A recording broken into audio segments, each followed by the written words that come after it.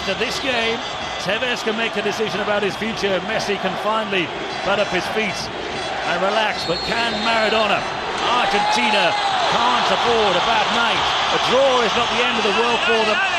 A defeat throws their qualification campaign wide open again. Ecuador lost their first 3 qualifiers, embarrassingly at home to Valencia, and then they were put to the sword in the next 2, but they're attacking and they're on form here. It's Caicedo with an early chance inside the first 30 seconds. The Manchester City man showing his pace and power getting into the Argentina penalty area. Well, we talked about how Bolivia hit them early, and here come Ecuador. You can see the intent here inside the first minute of Riasco attacking again from right back.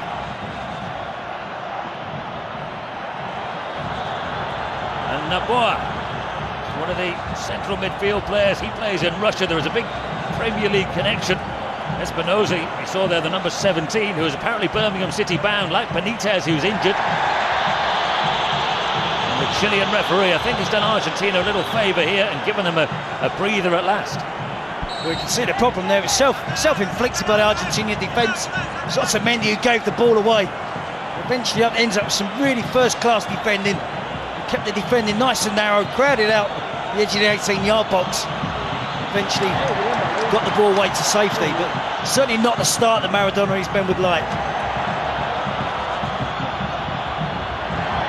Castillo has done well. It's a teasing ball for Adobe to make up a lot of ground there, the left back. I'm not sure they'll have appreciated that so early in the game. Castillo, who was at Everton last season, looks as though he's on his way back to Red Star Belgrade. He was only on an extended loan period to Everton, so his future is open to doubt, like a lot of players. This is Gutierrez. It looks like he'll be playing in the Championship next season with Newcastle. And who knows where Tevez will be playing. He's got a decision to make in the next few days.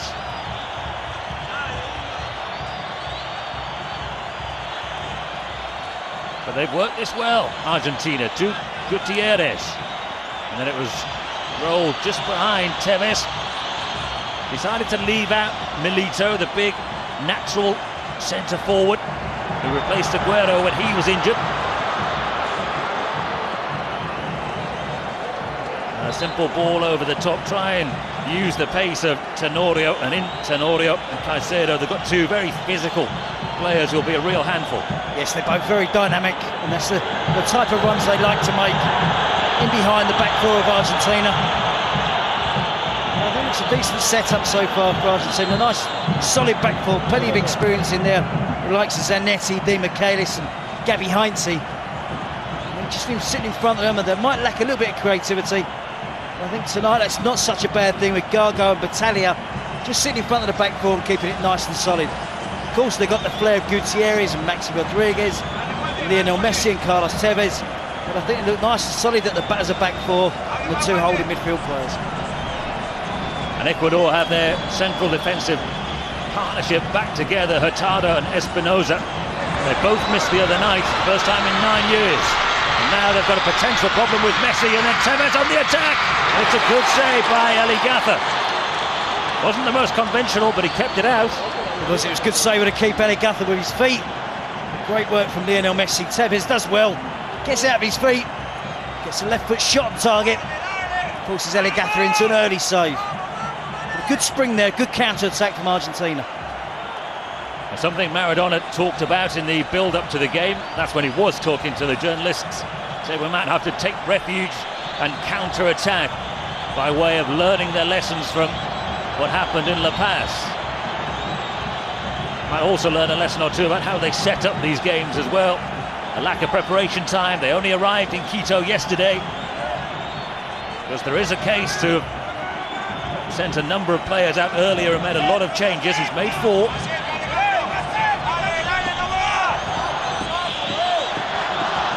Gargo and Battaglia, a more holding and defensive-minded midfield pairing. This is Tenorio. Might remember him scoring in the World Cup when he's attacking again, taking a deflection. And Andujar is able to keep it in play. He's winning his 2nd cap tonight. Okay, we're looking at the powerful front two there. Caicedo and Tenorio.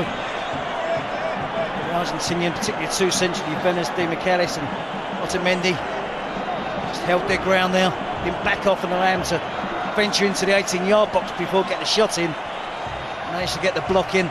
Here we see Di Michelis backing off as well. He doesn't want to get right to the edge of the 18-yard box. And it was a good block, a combination from Haiti and Otamendi. Tenorio scored in the opening game for Ecuador at the World Cup against Poland. He also scored against Costa Rica. He plays his club football for Al Sadd in Qatar, which for a very talented player seems a little bit of a waste. I'm sure he's well paid, but you're not playing in front of big crowds there. That's when he was caught. Gaga had the first touch, and then Heinze, Otamendi all around him. We saw him actually go off on Sunday night and came back into the side tonight. Whether it's a recurrence of an injury or whether he's just got a low pain threshold. Otamendi, by the way, is one of the 3 domestic base players for Argentina. He plays for Vélez Sarsfield. Andujar and Battaglia are the other 2. Only 2 of the Ecuadorians play in Ecuador. Attracted a lot of attention there, players. There's a late challenge. And it's the first yellow card of the night for Novoa.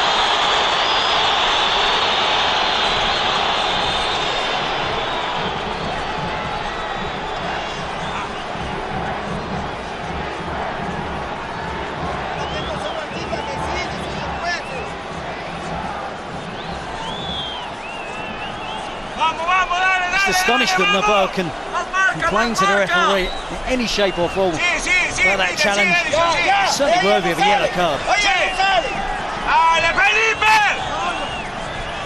He's not one of the long list of players who would miss the next game with a suspension. Obviously critical for Argentina. That game is against Brazil, and it is for Ecuador. Really, they need to come on strongly at the end of this campaign. They've got Colombia away, and then we've got Bolivia away, Uruguay and Chile to finish. Well, he's in big trouble here, Tenorio. This will be a significant blow for them. Coach doesn't seem too concerned, but I wouldn't be surprised to see him make the change. It was Palacios who played the other night when Caicedo was suspended. He'd be an obvious player to come on here. Literally seconds before the kickoff, John, they was giving him a back massage. And it appears again that that's where the problem is. It's literally just as they were kicking off, the physio was giving him a back, just trying to manipulate his back. And that tackle there from the Haiti and Otamendi, appears that he might just twisted his back, caused him a little bit of discomfort. And you see there's no real obvious sign of any foul, any contact.